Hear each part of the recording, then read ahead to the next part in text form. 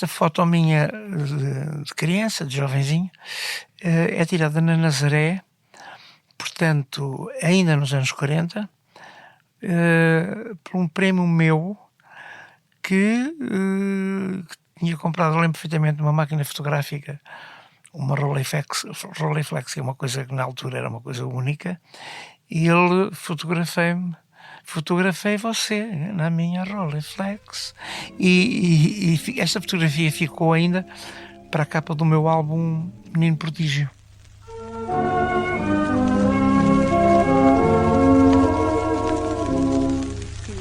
Saudades eu já tinha da minha alegre casinha tão modesta como eu.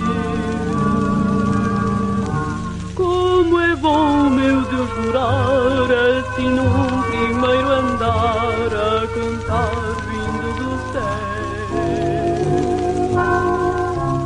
Chama-se José Albano Cide de Ferreira Tavares e nasceu a 4 de fevereiro de 1942 na Chamusca. Poderia ter sido advogado, mas a barra dos tribunais não o atraía. Ou professor de ginástica. Gostava da barra fixa, mas o sonho era o outro. Fez um flic-flac na vida e defendeu a tese de que tinha nascido para a música. Aos 14 anos, fundou o seu primeiro conjunto, assim se chamavam as bandas, os Babies, a fazerem versões de músicas da moda. A sua primeira composição aos 17 chamava-se Andorinha e trazia a primavera, talvez, de uma vida dedicada à música. Os tempos de Coimbra foram de mais música do que de estudos, mas o melhor ainda estava para acontecer.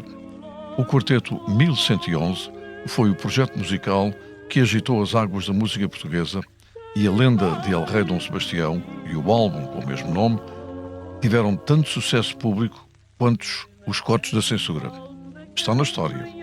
Desde o primeiro álbum a solo, ao Festival de Vilar de Mouros, ao World Popular Song Festival de Tóquio, José Cide vai compondo e interpretando as suas canções até à atualidade.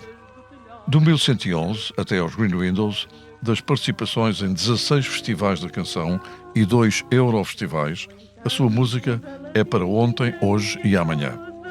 Nos seus muitos anos de carreira, a canção 20 anos marca gerações com mais de 100 mil cópias vendidas. José Cide não tem limites na música que faz. De uma balada a uma rocalhada, uma peça de jazz, acontece também uma das mais importantes obras do rock progressivo, 10 mil anos depois, entre Vênus e Marte, com reconhecimento internacional. Na conversa que segue, vamos confirmar as 1000 canções que já compôs, os 3 milhões de discos que já vendeu, os 40 discos de ouro, prata e bronze que tem em casa, a sua definição como monárquico liberal, o incómodo que sente quando o designam como o Elton John português ou o Grammy latino que o surpreendeu. Menino Prodígio é nome de uma canção sua, mas prodigioso é o seu amor pela música que, sobretudo, o diverte muito. Eu sou o Júlio Isidro e esta é a Geração 40. Os meus convidados nasceram nos anos 40 e cresceram com os racionamentos e a sombra da Grande Guerra. Passaram de um país fechado a uma Europa aberta. Assistiram ao avanço da tecnologia e hoje são testemunhas do advento da inteligência artificial. O mundo mudou muito, mas terá mudado muito para melhor. É isso que vamos tentar perceber neste podcast. Bem-vindo à Geração 40. Tem mais alegria.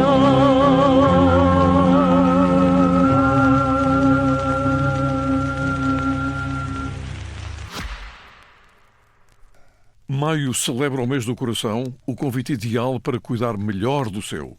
O colesterol elevado não apresenta sinais e é um dos principais fatores de risco para as doenças cardiovasculares. Por isso, é importante estar atento e adotar hábitos saudáveis no dia a dia. Já conhece Danacol? Contém esteróis vegetais que ajudam a reduzir o colesterol em apenas 2 a 3 semanas, um por dia, de forma simples. Se tiver colesterol elevado, fale com o seu médico. Consulte também a embalagem do produto. Cuidar do coração pode começar por hábitos fáceis. Um conselho Danacol. Olá, Zé. Olá, Júlio, como estás? Isto foi escrito com amizade, como deves calcular. Foi sempre. Aliás, essa amizade já extrapola a nossa cumplicidade. e a nossa forma de... o respeito que eu tenho por ti e que tu tens por mim, que Olha, é ao longo dos anos. A chamusca nos teus primeiros anos de vida, que memórias tens? Todas.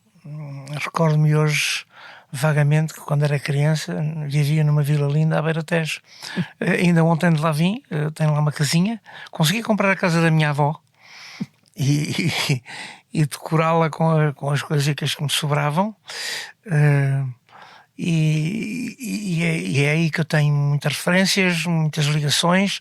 Os meus amigos de infância, de juventude, com quem não me dou todos, não são propriamente consensuais comigo, porque uns adoram-me e outros não têm pachorra para eles, são demasiado snobs que eu não tenho. Eu diria que são alpinistas sociais, e eu não tenho pachorra para isso. Já começamos. Ora bem. Não, mas isso é uma forma de selecionar as amizades. Exatamente. E as complicidades e a forma de aproximação, porque não há amizade nem há cumplicidade se não houver coisas coincidentes na vida, por exemplo. Olha, mas aos 11 anos já estavas em Mugoforos. Sim, meus pais arrastaram-me para o norte, porque entretanto o meu avô lá de cima tinha falecido, mas logo ali os meus pais puseram-me em Santo Tirso, no Colégio das Caldinhas dos Jesuítas. Exato. E onde eu passei um frio de morte, porque o inverno no Minho é completamente diferente do inverno no Ribatejo, e passei um frio de morte, estava sempre na enfermaria doente, e tive o privilégio de conhecer algumas pessoas, particularmente duas muito diferentes uma da outra.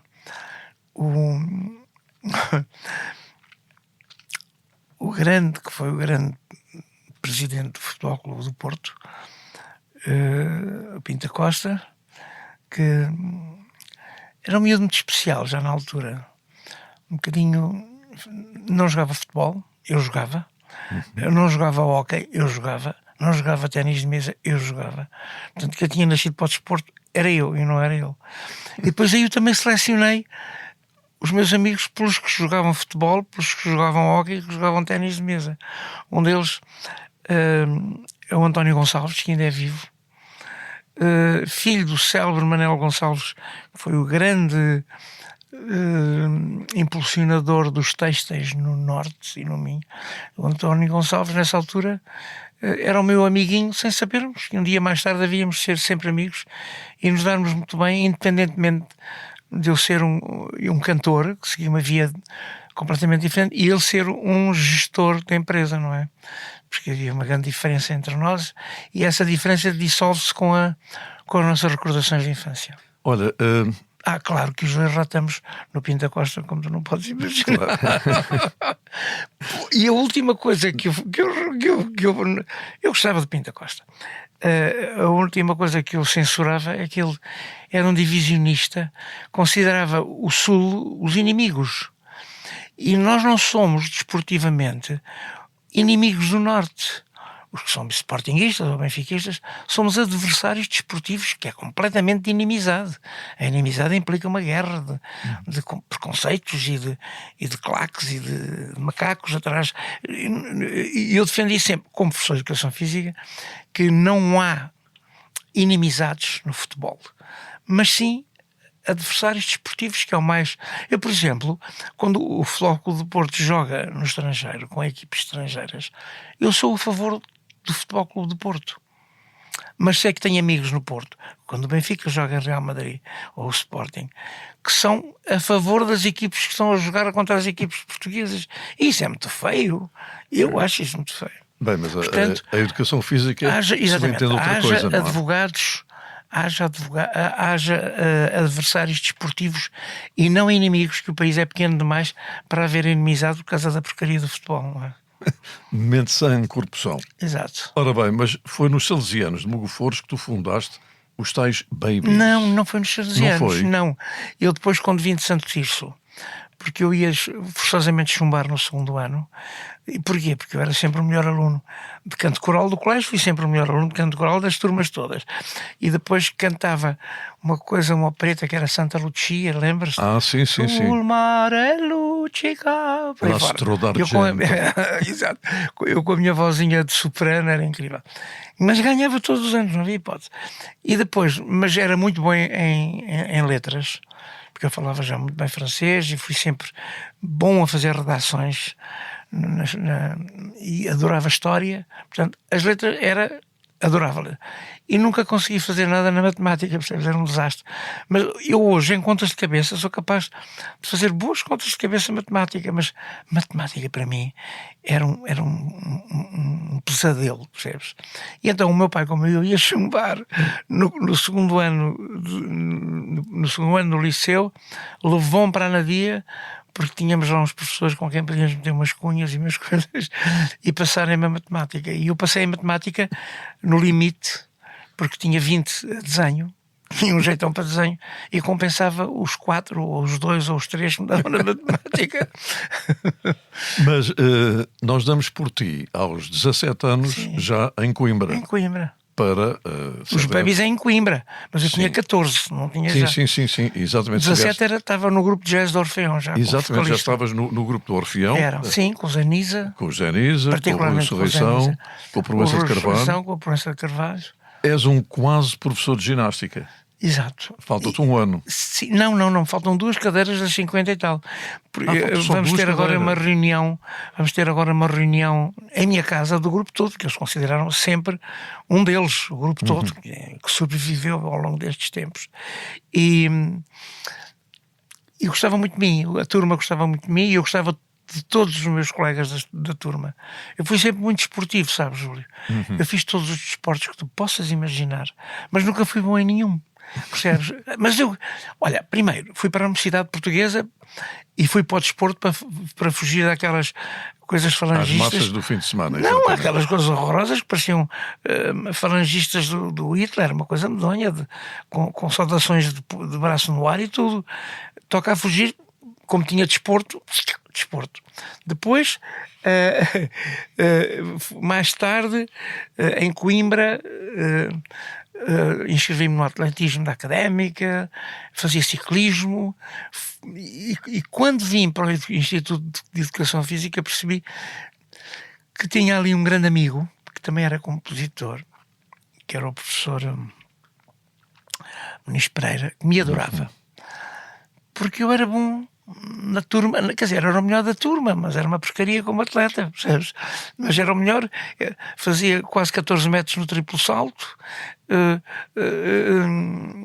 era bom no salto em altura, mas fazia 1,80 m, não chegava, percebes? Tudo o que eu fiz, mas ele assim, mesmo assim, o professor adorava-me e queria muito que eu cantasse os fadinhos que ele escrevia. Chegaste a cantar algum? Não, porque eu nessa altura andava muito à frente, percebes?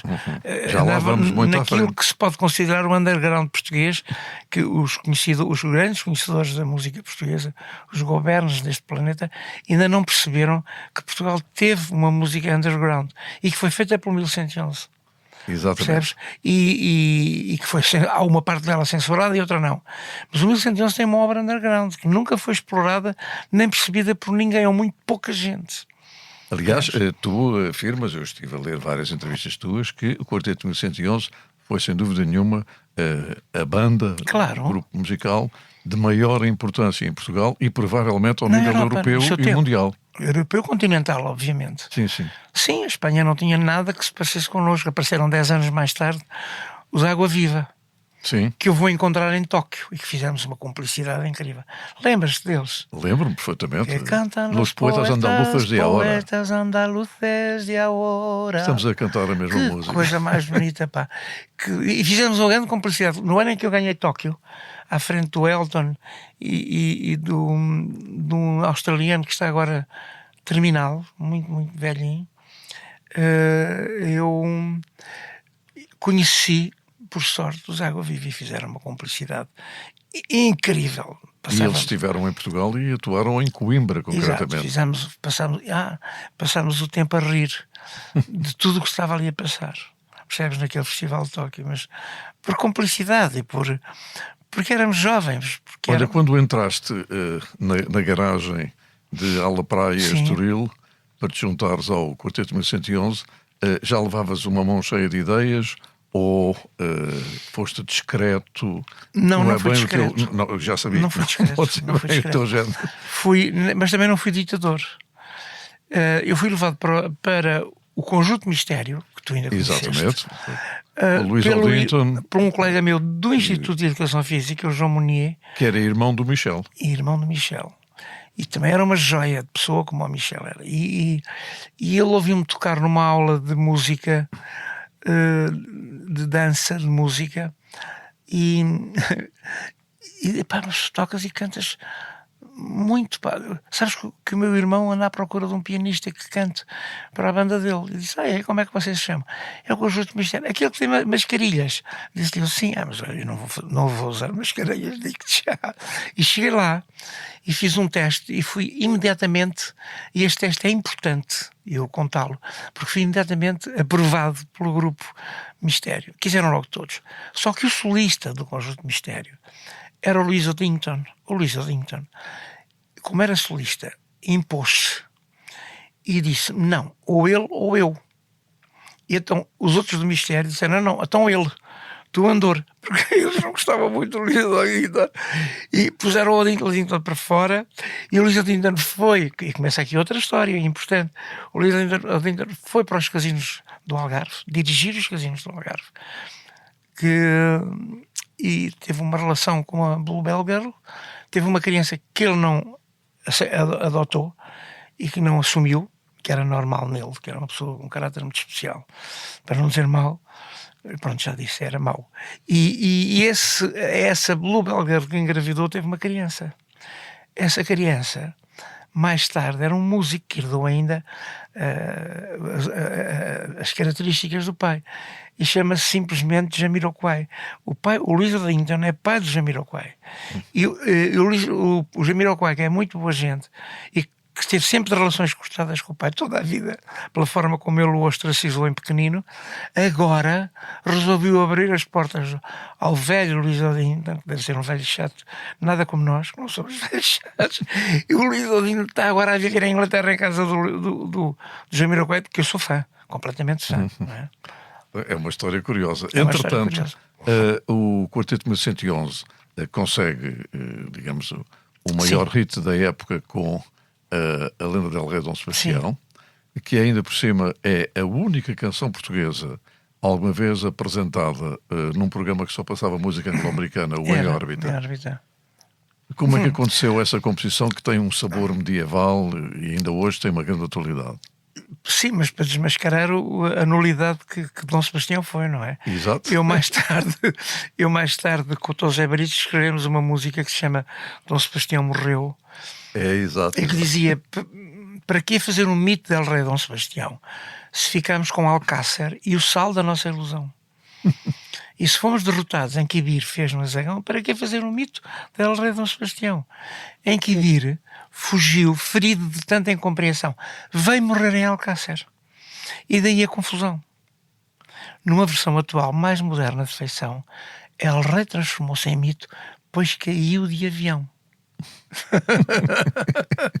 E de tanto inventar lendas nem prestamos atenção, somos todos castigados e só El Rei é que não, porque realmente Dom Sebastião passou impune da maior burrada histórica que alguma vez se fez em Portugal, de uma aventura completamente comprometedora para a nossa nacionalidade. Vieram os espanhóis durante 80 anos cá, e conta-se tudo isso acaba por ainda há outra história. Eu sou um bocado contador de histórias e peço desculpa.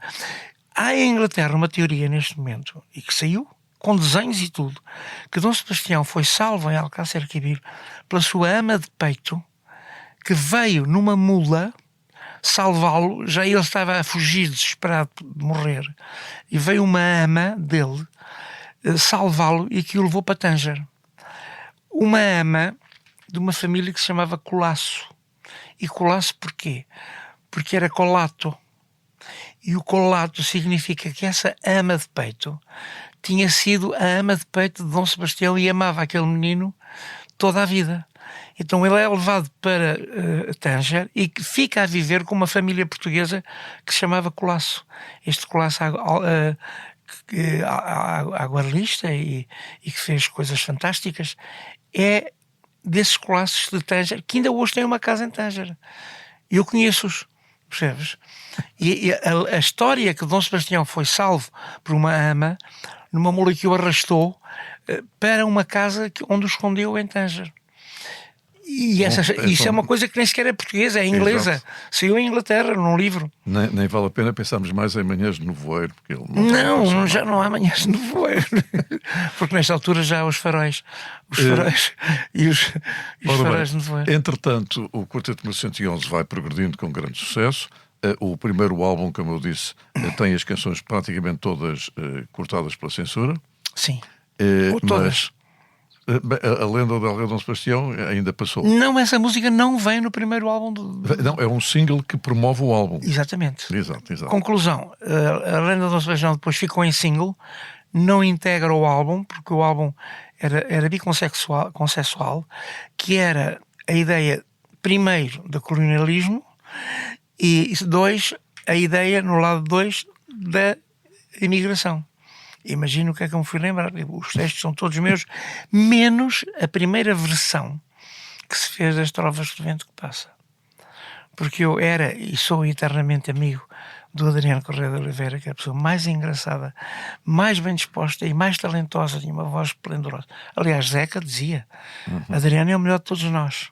Não era só o melhor como pessoa, era o melhor que cantava. Adriano cantava com uma voz esplendorosa. Aliás, nós estamos aqui a dar saltos no tempo e ainda bem, porque as conversas são para ser assim. Exato.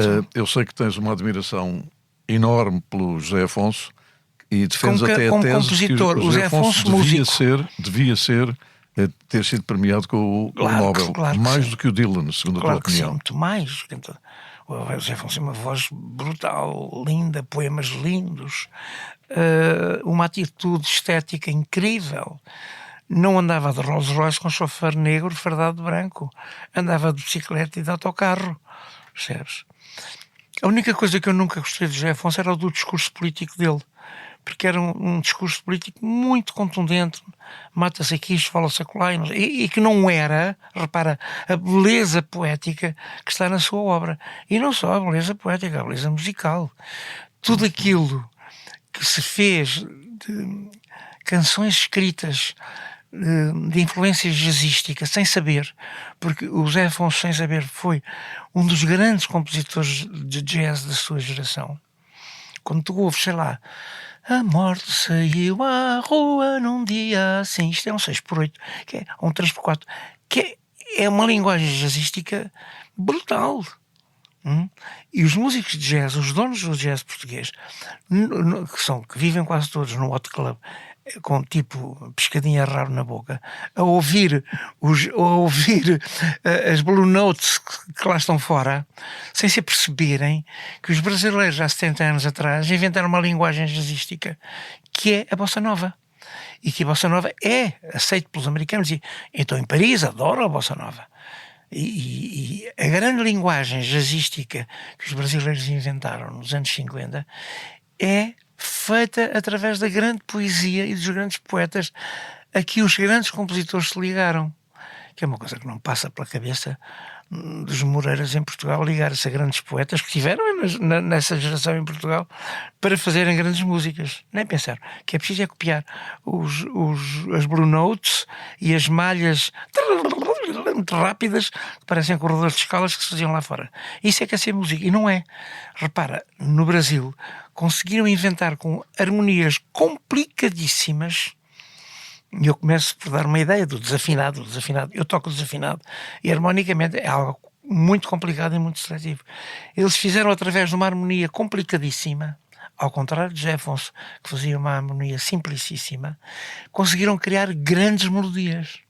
E essas grandes melodias que José Afonso tem e que Tom Jobim e todos os outros daquela geração tiveram, são um bocado um contrassenso entre aquilo que é a alma portuguesa e a alma brasileira.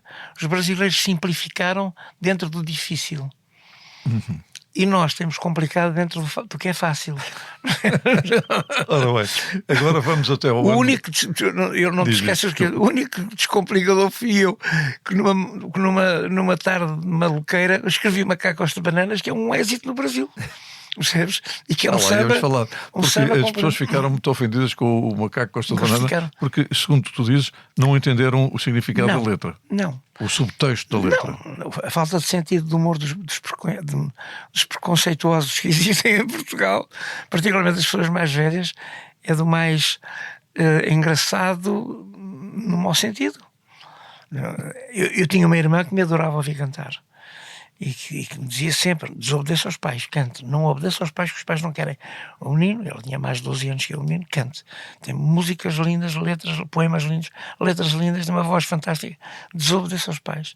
Essa minha irmã dizia: eu gosto das suas músicas todas, menos o Macaco Gosta de Bananas. E eu dizia-lhe logo, porque a menina não tem sentido de humor. Olha, os brasileiros adoram. João Penca e os Niquinhos Amestrados fizeram um êxito monstruoso no Brasil a cantar.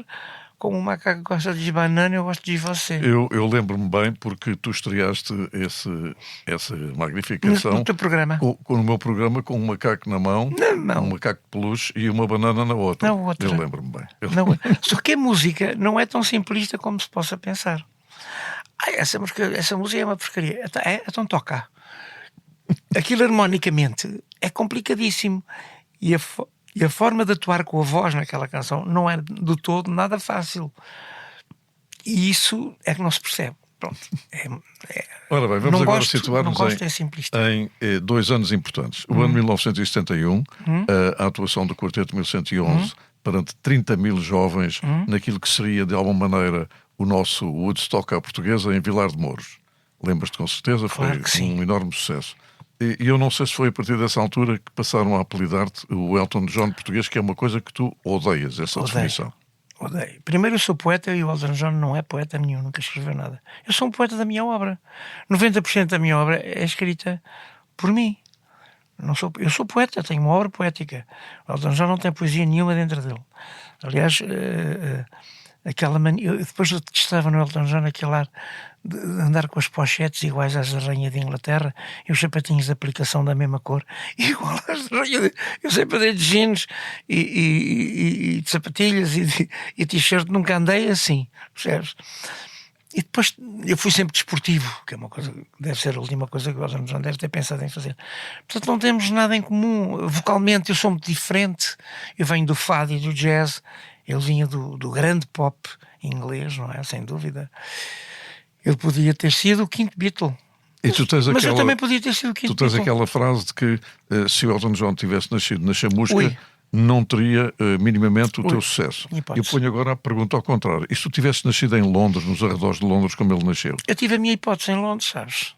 Eu fui levado para Londres por um senhor que se chamava Dick Rowe e que tu assististe, foste connosco. Eu sei, assisti às Dick gravações. Rowe era considerado na música mundial inglesa como a maior besta musical da sua geração, porque não aceitou uma cassete dos Beatles. Exatamente, é o homem que fica para a história por ter recusado os Beatles. A primeira cassete que os Beatles apresentaram foi na DEC ao Sr. Dick Rowe, que disse: não gosto disto, percebes?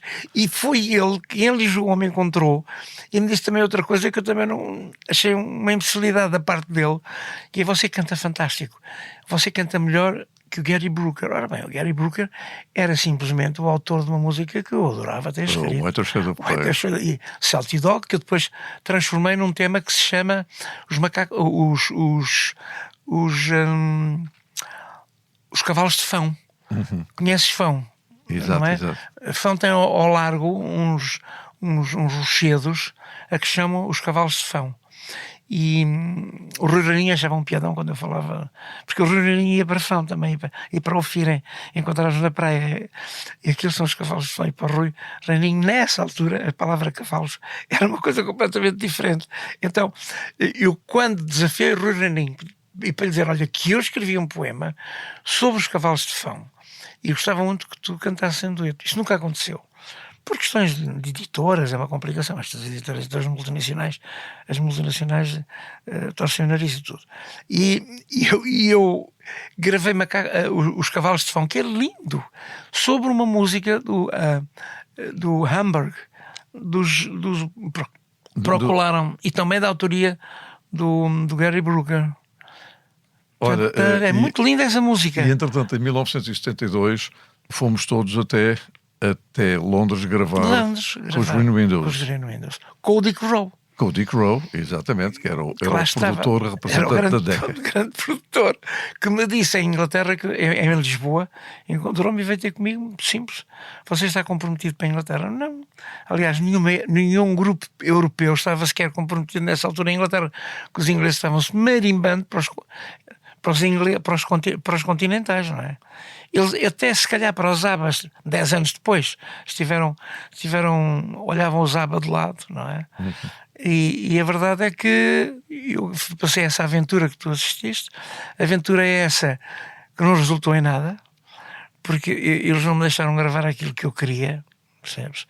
Porque todos os takes que eu fazia vocais, os de pôr do maestro, it sounds continental, lá em inglesa, sabes, um snob de parvos, it sounds continental. Os americanos ouvem-me cantar em inglês e não dizem que eu tenho sotaque, gostam de me ouvir cantar em inglês, na América. Eu tive um passo de assinar para a Sony americana, há um passo. Agora, os ingleses, eu sofri tratos de polé em estúdio, porque tudo o que eu gravava e tudo o que eu fazia eu assistia às gravações. Era mau, não prestava. Gravaste o dia em que o rei fez anos? Sim, mas isso foi a bom. Rosa que te dei. A Rosa que te dei, a imagens. Não foi, sim, e aos 20 anos. Exatamente, os 20 anos foi. Em espanhol também. Em espanhol também foi um sucesso espantoso aqui em Portugal. Em Espanha não, porque os espanhóis são rapazes que têm Olivença e que têm Almaraz a 50 km da nossa fronteira, não é? E nos roubaram a Olivença e puseram uma central nuclear aqui às portas de Lisboa. Olha, numa bacia do Tejo que é sísmica, Almaraz é um crime. É um crime, tem que ser imediatamente, como é que eu ia dizer? Desativada, pá, ontem. Sabe os seus níveis de colesterol? Danacol e a Fundação Portuguesa de Cardiologia convidam-no a vigiá-lo, pois só tem um coração. O colesterol alto é um inimigo silencioso que se acumula nas artérias e, se não for reduzido, pode continuar a acumular-se. Danacol contém esteróis vegetais que reduzem o colesterol em apenas 3 semanas. Se tem colesterol elevado, fale com o seu médico. Mais informações na embalagem do produto. Ora bem, 1980, finalmente, e a cores, com um blusão verde lindíssimo, ganhas o Festival da Canção. Fizeste 16 festivais de canção, nem sempre como intérprete, mas 16 festivais. Como compositor, sempre. Ora, e ganhaste com um grande, grande amor. Essa canção continuas a cantá-la ao vivo, todos os concertos que fazes. Sempre. E depois cantei também com uma canção que a Inês Santos exatamente, cantou. Isso foi com a Alma Lusa. Se eu te pudesse abraçar, é como se chamava a canção. Isso foi em 1998. Mas eu também não pude impor-me. Eu só soube dizer que não. Mas a Inês Santos era uma imagem linda. Exato. Estava vestida um bocadinho à Teresa Salgueiro, porque ela era fã da Teresa Salgueiro, e com toda a razão. E depois tinha um mantô de manilha lindo por cima dela, num fato preto, mas depois com colares e brincos de filigrana, com o cabelo puxado atrás. Era uma... Aliás, na Eurovisão dizia The Lovely Inês. The Lovely Inês. E depois veio a diretora da nossa televisão, que agora não vou referir o nome por respeito, porque é uma grande jornalista, e disse, nem pensar, esta roupa não pode ser. Isto é demasiado simples. Percebes? E então pôs a Inês Santos vestida com um cai-cai, cheio de lantejoulas, pirosas até dizer basta, e a abanicar-se toda no meio da Eurovisão. Conclusão, desafinou. E ela, que ia representar uma grande canção, muito étnica, com gaitas de foles, com adubos, com cavaquinhos, com tudo aquilo que era nosso, acabou por aparecer a cantar isso, mas tipo caviar e bacalhau, percebes? Vestida de lantejoulas e com um cai-cai assim, e a abanicar-se toda, desafinou, lixou a música para 12º lugar, como podia ter perfeitamente ficado entre as 5 primeiras. Ora bem, Eu quero ainda voltar ao tempo do Quarteto 1111 para uma coisa. Pouca gente sabe que uma vez tu recebeste, o Quarteto 1111 receberam na vossa garagem de Gala Praia, Estoril, nada mais, nada menos do que 3 grandes nomes da música brasileira. O Gilberto grande. Gil, Caetano Veloso e Maria Bethânia. E Nara Leão E a Nara Leão também estava também presente? estava presente. Então foram 4. A Maria Bethânia era muito pequenina. Já era uma trombudinha, estava lá a um canto, nem quis saber, percebe? Não era nada. Mas com vocês fizeram uma jam session que Jam durou session. horas. Horas. Eu adorei. Adorei. Ninguém E o, gravou nada. e o Gilberto Gil entregou-me 2 temas. Um que eu achei nessa altura que tinha um nome muito esquisito, que era Porto Galinhas, que eu não percebi bem o que aquilo era. O outro, que era Volkswagen Blue, que eu gravei primeiro que ele. Zeca, meu pai comprou um Volkswagen Blue, não é? Eu gravei antes deles estarem em Londres e gravarem em Londres. Let me present to you my Volkswagen Blue. E eu gravei antes deles. Eles estavam a caminho do exílio em Inglaterra, não era? Estavam refugiados políticos e eu conheci-os. Reconheci-os imediatamente. Tinha saído uma notícia no Diário de Lisboa e que eles estavam em Portugal refugiados em trânsito para a Inglaterra. E eu, por sorte, eles foram almoçar às Arcadas, no Estoril. Eu, quando passo por aqueles 2 miúdos, que eles eram um bocadinho mais novos que eu, tinha assim um rebaque. Estes são os tropicalistas. Exatamente. E fui ter com eles e comecei a falar com eles e eles perceberam, pronto, que eu tinha muito a ver com eles, não é? E fomos para a garagem de 1111 logo ali. Eles pensaram coisas mirabolantes da garagem de 1111, pensaram em tudo menos em ir fazer música, pensavam em ervas e coisas assim, que nenhum de nós, nem fumar, quanto mais ervas, percebes? Não, só tens Nem um vício, beber. penso que sei, que é dos chocolates, não é? Chocolates, isso sim. Mas a Gabriela também Mas a Gabriela agora está ótima porque só come os chocolates que eu lhe dou. Assumiu a ideia que perdeu 20 ou 30 quilos não comendo chocolates. Acontece que nós fizemos uma jam session e ele deu-me esse tema que eu pus depois num single meu só, Volkswagen Blue. Olha, e entretanto... Qual o meu espanto? Não te esqueças do que qual o meu espanto? Quando eu sou convidado em Las Vegas para ser eu no dia a seguir à minha atribuição do meu, por excelência musical, o meu Grammy, a organização dos Grammys convida-me para eu fazer uma coisa onde tu estarias com peixe na água, que era apresentar os Grammys brasileiros. E eu disse, mas eu nunca apresentei nada na minha vida e nunca fiz uma apresentação em palco. Mas nós adorámos a sua prestação ontem. De certeza que você vai fazer um brilharete fantástico na apresentação. E fiz. E nesse Grammy, a apresentação dos brasileiros, ganhou o Gilberto Gil o prémio, e eu tive o privilégio de entregar o Grammy ao Gilberto Gil nesse ano. Tu, quando recebeste o Grammy Latino, sim, isso correspondeu também a mais 2 Grammys importantíssimos com quem tu deves ter estado, com o Omar Portuondo e com o John Baez. Muito. Foram elas duas mesmo com quem eu estive mais. E entretanto, também tens uma frase que é muito à tua maneira, dizendo que o teu Grammy Latino está exatamente em casa, ao lado dos troféus oferecidos pelos bombeiros de Portugal. Exato. Não é? Exato. Dando, portanto, tanta importância aos bombeiros quanto exatamente ao Grammy Continuo Latino. a dar. E continuarei sempre a dar. Eu tenho mais de 50 concertos solidários com os soldados da paz em Portugal, sem levar um tostão.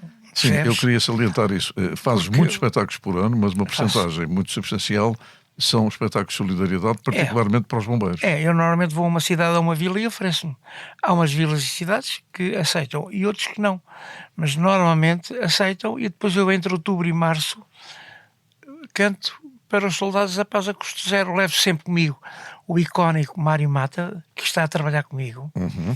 E que continua a ter um álbum, vai ter um álbum que eu lhe produzi muito interessante, e que se chama Mário Mata Canta Canções de Amor.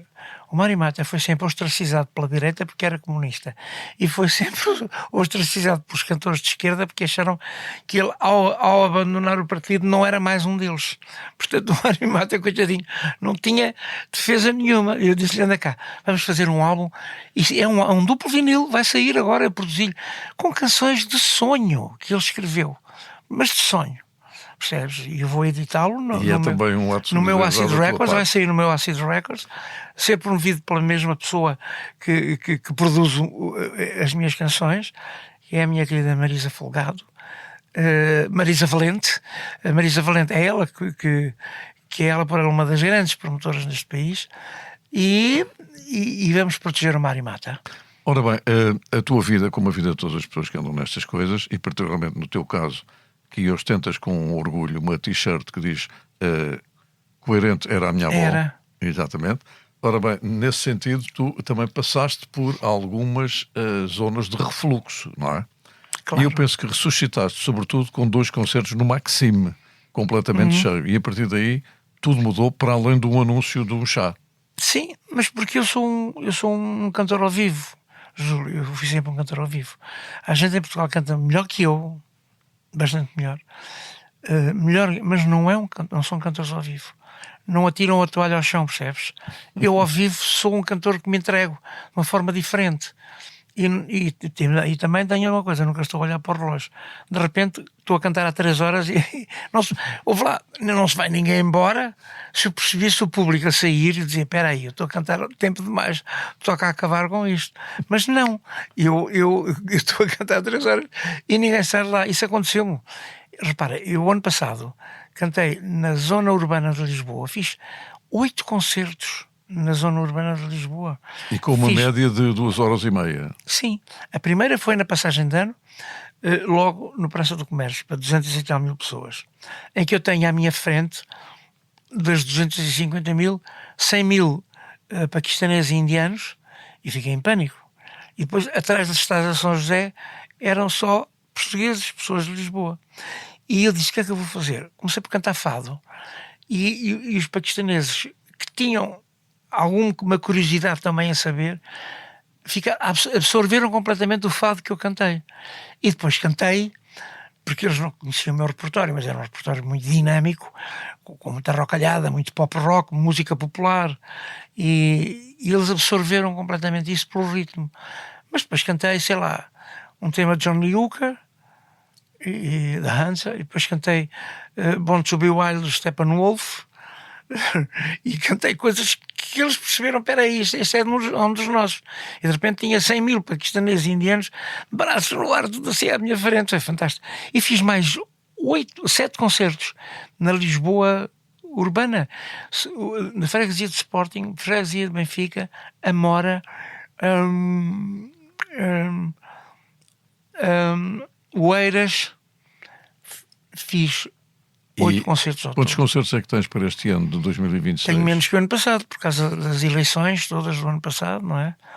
As câmaras pararam um pouco e também estes problemas do Cristine, e que eu também sou vítima deles. Exato. Fizeram as câmaras parar um bocado. Tenho um bocadinho menos de trabalho, mas tenho trabalho. Tenho já para aí 30 concertos assinados este ano. Olha, há também uma questão muito curiosa, é que és um homem de amores e quando eras muito jovem tinhas uma paixão assolapada pela Marilyn Monroe. Pois tinha. Não era? Uhum. E até escreveste uma canção dedicada à Marilyn Monroe. E seria incapaz de mudar o título, embora eu respeitasse muito a senhora, coitada, casada com aquele príncipe de orelhas de burro, que era a Lady Di. Eu era incapaz de ter escrito Candle in the Wind e depois dedicá-la, deixar de ser a Marilyn para ser a Lady Di. Escreveria outra música, o que provavelmente já não deveria ser facílimo escrever, porque tinha o Bernie Taupin a escrever logo o poema, não é? Uma música dedicada a Lady Di, fazia-lhe bem. Agora, desventrar o Candle in the Wind da Marilyn, uma mulher sofredora que veio do nada, que lutou toda a vida, mal amada, percebes? Mas eu chorei, e se calhar tu também choraste no dia em que ela morreu. Sim. Eu chorei no dia em que a Marilyn Monroe morreu. Achei que ela era um desperdício, ela devia ter sido minha namorada na altura, e tu também se calhar pensaste que tu não te poupavas nada. E éramos dois. Conclusão, e o Tom Zé Brito também não, teve sempre namoradas por tudo que era. E eu achei o tema, e gosto muito até do tema que eu escrevi em português, uma cena pop, O Andar de Marilyn. o Charme da Marilyn, e que é um tema E tens um videoclipe muito curioso. sobre ela, não é? Exato. Com um manequim vagamente parecido com a Marilyn a passar por trás de mim, mas nada se compara à Marilyn, nem nada se compara à Amália Rodrigues, nada. Olha, de que maneira é que tens encarado ao longo destes anos todos a questão da fama e da popularidade? De forma nenhuma. Eu considero-me sempre mais há mesmo o vocalista da banda, não estou nada com ideias de prima donna, nem de star, nunca fiz isso. Não me dou por hotéis de 5 estrelas, nem whiskies de marca. Nunca fiz nada. Quero ficar no mesmo camarim que os meus músicos, quero viajar no mesmo, na mesma classe turística que os meus músicos vão. Nunca me dei muito à ideia de ser star, aquele star system que alguns cantores inventam, ou cantoras, mesmo em Portugal. Não faz nada ao meu género. E continuo a ser o vocalista da banda. Entrego-me como se fosse o vocalista da banda. Isso é muito bom. E tenho uma amizade profunda pelos meus músicos e eles um respeito profundo por mim. Neste meu álbum, posso falar sobre o meu próximo álbum? Podes. O meu álbum chama-se, também é dedicado a ti, chama-se Jovem aos 80. Eu já tenho um primeiro tema que saiu, poesia, escrita entre mim e a parte poética com o Tom Zé Brito. A música é minha e está a funcionar muito bem. É uma cena meio jazzística, mas até fora da caixa daquilo que eu vinha cantando.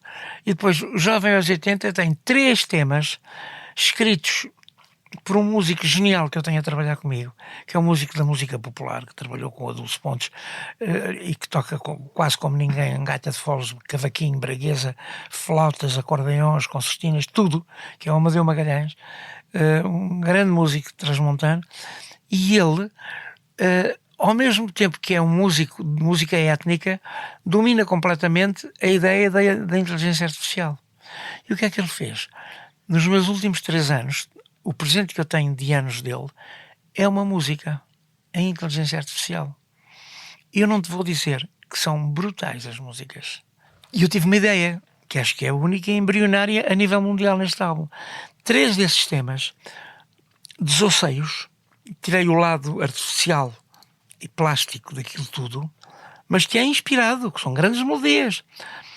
Pus aquilo tudo num gravador analógico, pus um baterista a sério em vez de um baterista chinês, guitarristas a sério, e eu canto a sério. Modifiquei um bocado a parte poética, porque a parte poética era muito linear. A inteligência artificial ainda não tem a inspiração poética que os poetas têm. E jamais terá. E jamais terá. E outro dia levaram-me a mal eu dizer, mas a inteligência artificial agora é o que está a dar. E eu respondi, para liquidar logo, era um jovem que me entrevistou, uma jovem. E disse, olha, Brel nunca precisou de inteligência artificial. O José Afonso também não. Tom Jobim também não. O Jorge Palma também não. Paulo Carvalho e eu nunca precisamos de inteligência artificial para escrever a nossa obra. Portanto, não sei onde é que tu queres chegar. A inteligência artificial é interessante, mas não é absorvente, isto é, não vai mandar em nós, nem pode mandar em nós. Eu até tenho um projeto e não lhe disse o que era, em que eu vou desossar a inteligência artificial e vou transformá-la naquilo que eu ainda tenho, que é IN, Inspiração Natural, e que está no meu próximo álbum. É uma provocação. É uma provocação. Olha, tu és um homem também com um certo sentido místico, porque afirmas 2 coisas. A primeira é que tens fé em Deus. Nossa Senhora, mas mais também, até. Exatamente, mas também és adorador de endovélico, o que é qualquer coisa que a maior parte das pessoas não sabem bem o que é, tratando-se de um Deus, uma divindade. de um Deus que tem origem na antiga Lusitânia. Exatamente. E que subentende o Deus é um Deus que é da minha e da tua idade, praticamente, da nossa geração ainda. Exato. E então é assim, eu, depois de estudar profundamente Primeiro li um livro muito interessante, que é A Voz dos Deuses. Quando eu acabei de ler A Voz dos Deuses, de João Aguiar, percebi o que era a Ibéria antes dos romanos povoarem e imporem a sua forma de viver em toda a Ibéria. A primeira coisa que eles fizeram foi perseguir e anular todos os templos do Endovelico, que era o deus antigo da Ibéria. Exatamente, o deus da saúde, da medicina, da terra. Que era um deus, como o outro deus. Era um deus. Tu nunca viste Deus, eu também não. E nunca viste Endovelico, também não. Nunca vimos Jesus Cristo. Eu, Nossa Senhora, recorro muito a Nossa Senhora quando estou atrapalhado. Piada. Sai-me Nossa Senhora assim da alma e do coração. O Endovelico é um Deus que, bem estudado, merecia, como Fátima mereceu e merece, uma peregrinação anual. Fica o seu... Ainda há. É no Alandroal, não é? Não. É em São João da Pesqueira. Uhum. É São João da Pesqueira. O São Salvador do Mundo tem que é uma colina ao lado, em São João da Pesqueira, tem um monte e que tem ainda o resto que resta de um túmulo dedicado ao Endovelico. Mas há também no Monte da Lua, em Sintra, completamente intacto. É visitar o Monte da Lua. Eu sei que andam lá à noite os últimos hippies que há em Portugal, que fazem lá com velas e cítaras e não sei o quê, fazem adorações ao Endovelico. Isso é muito engraçado. E também ouvi falar, sim, como tu dizes, que no Alandroal há um altar ainda ao São Endovelico. Miguel da Mota. Exato. Olha, só para terminarmos esta conversa, que é interminável, Uhum. qual é o segredo da tua atividade? Sei lá, olha, da minha saúde, digamos. Da tua saúde? Quer dizer, a atividade, o meu projeto de vida é igual ao teu. É o jornalismo, tu és o mais conceituado jornalista da tua geração e vivo. E eu sou o cantor mais premiado sempre da história da música portuguesa e estou vivo. Isto também porque nós fizemos os dois muito desporto em jovens, muitíssimo. Eu não sei se tu fumaste, mas eu nunca fumei. Não, também não. Não, fumei uma vez uma Ervita ou duas em Vilar de Mouros e fiquei horrorizado. No dia a seguir estava quase afónico. Eu nunca mais pego nesta porcaria. Isto não me fez nada. Porque eu fumei uma erva. Porque pronto, o grupo era pobrezinho, então fumou um cigarro dividido por todos, percebes? E eu esperei que aquilo me fizesse algum efeito, não me fez efeito nenhum. E então disse, pronto, isto não presta, a minha mente sã é superior a uma erva, e eu nunca mais vou tocar nisto. No dia a seguir estava com a voz atrapalhada. Conclusão, o meu segredo é ter feito muito desporto, levar uma vida saudável, ando muito a pé, porque já não posso fazer jogging, mas ando muito a pé com a Gabriela e com as nossas cadelas, andamos muito a pé, durmo 12 horas. O teu colega e nosso grande amigo António Sala uma vez ligou-me em pânico.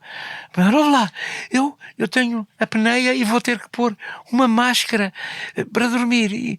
E eu sei que tu usas uma máscara para dormir, mas isso é uma coisa horrível. Disse, não, ao fim de uma semana estás viciado naquilo e não queres outra coisa do que uma máscara bucal e nasal com oxigênio. E dormimos com aquilo lindamente.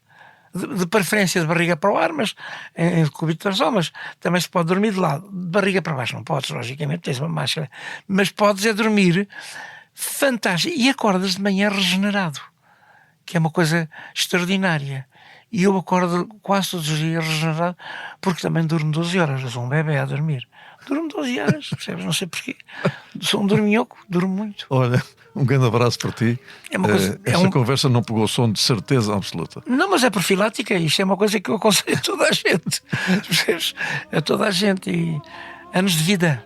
E de alegria e de luta. E de venha mais música. Rebeldia e de sonho. E porque o sonho que manda a vida. E tudo aquilo que a humanidade precisa. E cuidado com a inteligência artificial. Um abraço. Cuidado. Obrigado. Um abraço. Quase sempre o lar do